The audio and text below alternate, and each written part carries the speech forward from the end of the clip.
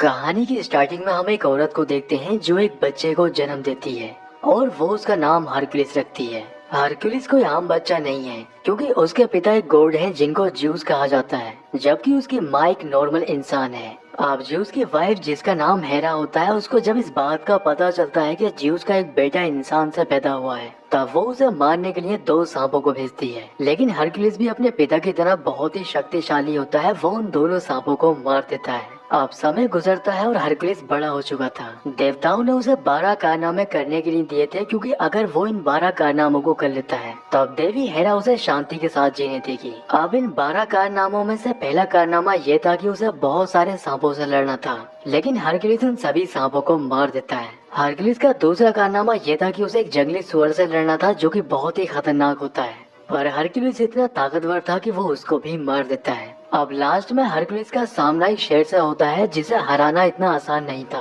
पर हरक्युलिस भी कोई आम इंसान नहीं था, बल्कि वो एक देवता है, इसलिए वो शेर को भी हरा देता है। आगे सीन में हम देखते हैं कि हरक्युलिस के पास एक राजकुमारी आती है। वो उसको बताती है कि हमारे राज्य में बगावत शुरू हो गई है और इसके लिए मुझे तुम्हारी मदद चाहिए। पर हरक्युलिस का साथी राजकुमारी से कहता है कि अभी हमारे पास टाइम नहीं है, लेकिन इसके बदले में अगर तुम हमें बहुत सारा पैसा देती हो तब हम तुम्हारे साथ चल सकते हैं। राजकुमारी उनसे कहती है कि योद्धा पैसे के लिए नहीं बल्कि इंसानियत के लिए लड़ते हैं। पर हरक्युलिस राजकुमारी से कहता है कि हमें पैसा हथियार खरीदने के लिए चाहिए होता है। तब वो उनसे कहती है कि मेरे पिता एक राजा हैं जिनके पास बहुत दौलत है और इस काम के बदले में तुम्हें जितना सोना चाहिए उतना सोना मिलेगा। तब हरक्युलिस उसके साथ चलने के लिए तैयार हो जाता है। अब वो हरक्युलिस और उसके साथियों को लेकर अपने राज्य में पहुंच जाती है। यहाँ पर वो देखते हैं कि देवी हेरा की बहुत बड़ी स्टेचू लगी है। राजकुमारी उनको बताती है कि इस मूर्ति को बनाने में 5 साल का वक्त लगा है। राज्य के लोगों को हरक्युलिस के ऊपर यकीन नहीं था कि वो एक ज्यूस का बेटा है और वो उनकी मदद भी कर पाएगा।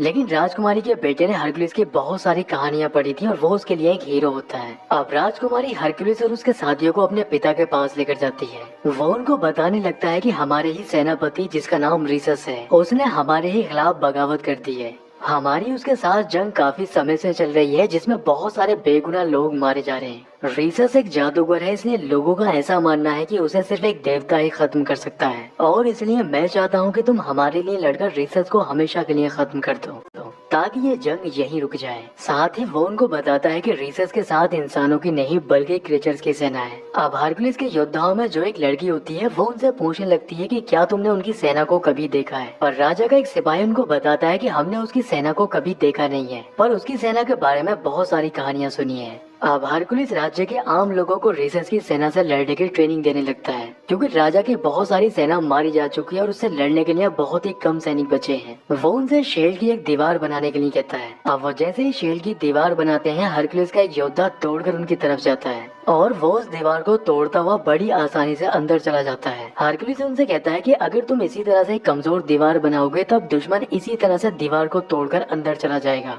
और सभी को खत्म कर देगा। तुम्हें दीवार को जंजीर से भी मजबूत बनाना होगा ताकि तुम दुश्मन को रोक सको। अब राजा का एक सिपाही हरक्युलिस को बताता है कि रीसस अपनी सेना के साथ हमारे राज्य की तरफ आ रहा है, इसलिए हमें भी अपनी सेना लेकर उसे रोकना होगा। पर हरक्युलिस राजा को बताता है कि सेना अभी जंग के लिए तैयार नहीं है और अगर बिना तैयारी के ये लोग जंग में जाते हैं तब सभी मारे जाएंगे। पर राजा उससे कहता है कि हमें रीसस का सामना करना ही होगा, क्योंकि हम जितनी जल्दी रीसस को हरा देंगे उतनी जल्दी हम राज्य में शांति कायम कर सकते हैं। आगे सीन में हम देखते हैं कि राजकुमारी का बेटा हरक्युलिस के पास आता है और वो उससे कहता है कि मैंने तुम्हारे बहुत सारे किस्से और कहानियां सुनी है, मैं तुम्हें अपना एक हीरो मानता हूँ और बड़ा होकर मैं तुम्हारी तरह ही बनना चाहता हूँ। हरक्युलिस अपने गले से शेर के दांत का वो तावीज निकालता है जो उसने शेर को मार कर लिया था। वो उस तावीज को उस बच्चे को पहनाते हुए कहता है कि ये तावीज मैं अपने बेटे को पहनाना चाहता था, लेकिन ऐसा नहीं हो पाया। अब हरक्युलिस और राजा अपनी सेना को लेकर उस रास्ते से आगे बढ़ने लगते हैं जिस रास्ते से रीसस अपनी सेना के साथ आने वाला था। लेकिन आगे चलकर जब ये एक जगह पर पहुंचते हैं तब यहाँ पर बहुत सारे सर काट कर लटकाए हुए थे। ये देखकर राजा समझ जाता है कि रीसस उनसे पहले यहाँ पर पहुँच गया है और वो इन लोगों को मारकर यहाँ से जा चुका है। अब हरक्युलिस ये फैसला करता है कि वो आगे का सफर घोड़ों से नहीं बल्कि पैदल तय करेंगे, इसलिए सभी लोग पैदल ही आगे बढ़ने लगते हैं। अब ये लोग जब एक कबीले के पास पहुंचते हैं तब यहाँ पर भी बहुत सारे लोग मरे हुए थे और कुछ लोगों की गर्दन को रोड के ऊपर लटकाया हुआ था। अब तभी कबीले के बचे हुए लोग इन्हें चारों तरफ से घेर लेते हैं और इन्हें मारने के लिए इनके पास आने लगते हैं। लेकिन हरक्यूलिस इस बात से काफी हैरान था कि आखिर वो तो इन राज्य के लोगों को बचाना चाहते हैं, तब इस कबीले के लोग उन्हें मारना क्यों चाहते हैं। तब हरक्यूलिस को बताया जाता है कि रीसेस एक जादूगर है और उसी ने इनके ऊपर जादू कर रखा है, जिससे ये लोग एक दूसरे को ही मार रहे हैं। अब कबीले के सभी लोग इनके ऊपर हमला कर देते हैं, लेकिन हरक्यूलिस और उसके साथ जो बाकी योद्धा होते हैं वो उनका मुकाबला करते हैं और एक एक करके सभी को मार देते हैं। अब इस जंग में राजा के भी बहुत सारे सैनिक मारे जा चुके थे, जिससे राजा काफी परेशान हो जाता है, क्योंकि ऐसे वो रीसेस की सेना का मुकाबला नहीं कर पाएगा। हरक्यूलिस राजा से कहता है कि मैंने आपसे पहले ही कहा था कि ये लोग अभी जंग के लिए तैयार नहीं है, मुझे इन्हें जंग के और तौर तरीके सिखाने होंगे ताकि ये रीसेस की सेना का मुकाबला करने के लिए तैयार हो जाए। अब इसके लिए राजा भी मान जाता है। रात में हरक्यूलिस जब सो रहा होता है तभी उसे एक सपना आता है जिसमें वो अपने परिवार को मरा हुआ देखता है और ये देखकर उसकी आंख खुल जाती है, लेकिन वो देखता है कि उसके हाथों पर खून लगा हुआ है। आगे सीन में हम देखते हैं कि हरक्यूलिस का एक योद्धा उसे बताता है कि जिस समय हमें एथेंस से निकाला गया था तब मैंने वहाँ के ओरिकल से संपर्क किया था। दरअसल ओरिकल वो होते हैं जो देवताओं से बात कर सकते हैं। वो योद्धा हरक्यूलिस को बताता है कि ओरिकल ने मुझसे कहा था कि तुम्हें अपना अधूरा काम पूरा करना होगा,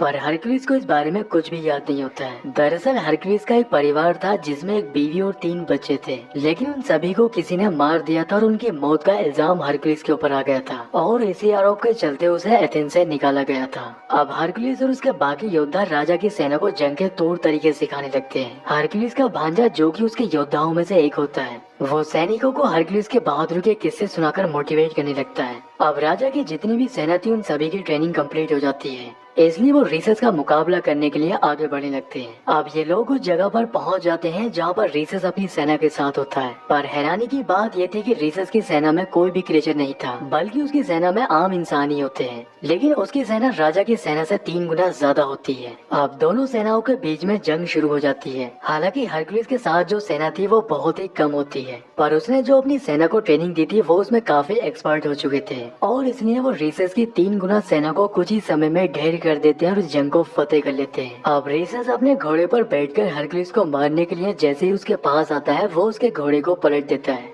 जैसे रीसेस जख्मी होकर नीचे गिर जाता है। अब इसके बाद रीसेस महल में लाया जाता है। रीसेस हरक्यूलिस से कहता है कि तुमने एक राज्य को गुलाम बनाने में एक राजा की मदद की है, पर हरक्यूलिस उससे कहता है कि तुमने बहुत से बेगुनाह लोगों को मारा है। लेकिन वो कहता है कि मैंने किसी बेगुनाह को नहीं मारा है, बल्कि तुमने इस जंग को जीतने में एक गलत इंसान का साथ दिया है। आगे सीन में हम देखते हैं कि जंग को जीतने की खुशी में राजा को ताज पहनाया जाता है और यहाँ पर रीसेस भी बंधा हुआ था जिसकी सभी लोग मजाक बना रहे होते हैं, पर रीसेस को इस तरह से बंधा हुआ देखकर राजकुमारी दुखी हो जाती है, उसे अच्छा नहीं लगता है, इसलिए वो यहाँ से चली जाती है। पर हरक्यूलिस भी इस बात को नोटिस कर लेता है, इसलिए वो राजकुमारी के पास जाकर उससे पूछने लगता है कि मैंने तुम्हारी आंखों में रीसेस के लिए दया देखी है और मैं तुमसे सच्चाई जानना चाहता हूँ। तब वो उसको बताने लगती है कि इस राज्य का जो राजा था वो मेरे पति थे, जिनको मेरे पिता ने जहर देकर मार दिया है। रीसेस मेरे पति का सेनापति था जिसने मेरे पिता के खिलाफ ही बगावत कर दी। मुझे अपने पिता का साथ इसलिए देना पड़ता है क्योंकि उनके कब्जे में मेरा बेटा है। वो हरक्यूलिस से रिक्वेस्ट करने लगती है कि तुम मेरे बेटे को यहाँ से बचा कर ले जाओ और उसे अपनी छत्र छाया में बड़ा करो ताकि वो तुम्हारी तरह बन सके। अब तभी यहाँ पर राजा का सेनापति आकर हरक्यूलिस से कहता है कि तुम्हें राजा ने बुलाया है। हरक्यूलिस राजा के पास जाकर उससे कहता है कि तुम एक धोखेबाज हो जिसने धोखे से जंग को जीता है। राजा उसे बताता है कि जब मैं इस राज्य का सेनापति था तभी से मैं इस राज्य का राजा बनना चाहता था, लेकिन तुमने मेरी इस राज्य का राजा बनने में मदद की, इसलिए मैं तुमसे बहुत खुश हूँ। वो उससे कहता है कि तुमने जिन सैनिकों को जंग में लड़ने के तौर तरीके सिखाए हैं मैं उनका इस्तेमाल करके बहुत सारे लोगों को ट्रेनिंग दूंगा और अपने राज्य का विस्तार करूंगा। अगर तुम चाहो तो मेरा सेनापति बन सकते हो। लेकिन हरक्यूलिस उससे मना कर देता है। तब राजा उससे कहता है कि फिर मुझे तुम्हारी कोई जरूरत नहीं है, तुम अपनी कीमत लेकर यहाँ से जा सकते हो। अब हरक्यूलिस और उसके योद्धा अपना सोना लेकर यहाँ से जाने लगते हैं, लेकिन जाते समय जब वो गाँव वालों की तरफ देखते हैं तब उन्हें बहुत दुख होता है। हरक्यूलिस को एहसास होता है कि इन गाँव वालों को गुलामी की तरफ उसी ने ढकेला है और इसलिए अब वो अपना सोना फेंककर इन लोगों को राजा की गुलामी से आजाद कराने का फैसला करता है। पर हरक्यूलिस का एक योद्धा जिसका नाम एटोलिकस होता है वो उससे कहता है कि ये सब करना बेवकूफी है, हमें हमारे हिस्से का सोना मिल चुका है, इसलिए हमें यहाँ से चले जाना चाहिए। लेकिन एटोलिकस को छोड़कर सभी योद्धा एक एक करके अपना सोना फेंक देते हैं, पर एटोलिकस अपने हिस्से का सोना लेकर यहाँ से चला जाता है। अब हरक्यूलिस अपने बाकी योद्धाओं के साथ राजा को मारने के लिए जैसे ही अंदर आता है, यहाँ पर कोई भी नहीं था क्योंकि राजा को इनके इरादे पहले ही पता चल चुके थे। अब राजा की सेना अंदर आकर इनको चारों तरफ से घेर लेती है। राजा का जो सैनिक हरक्यूलिस को बुलाने के लिए आया था उसने राजकुमारी के साथ उसकी बातों को सुन लिया था,